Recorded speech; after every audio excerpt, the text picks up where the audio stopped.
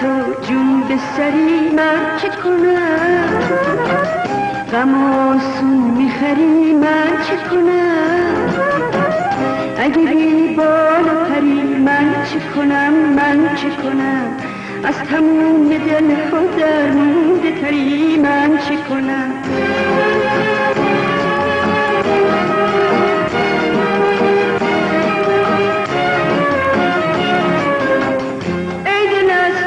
شکنی بال و پر بسته شدم از پرستاری تو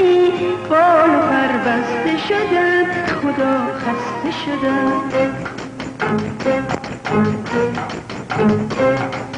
دست تو بستن دل بی دست و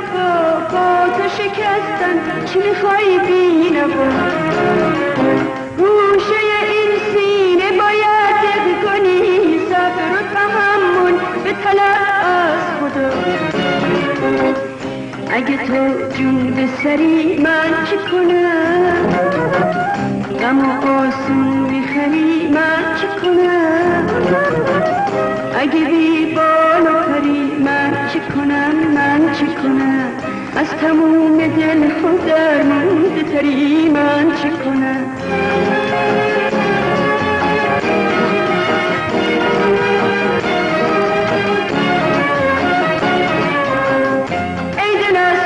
شکنی بال و پر بسته شدم از پرستاری تو به خدا خسته شدم ای دل از خود شکنی بال و پر بسته شدم از پرستاری تو به خدا خسته شدم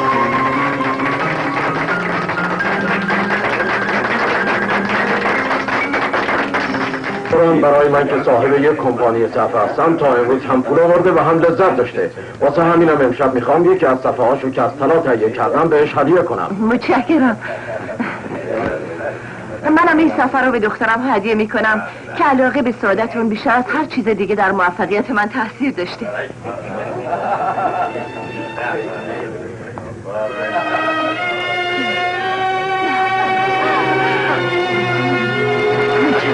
خانم به خاطر داشتن یه همچین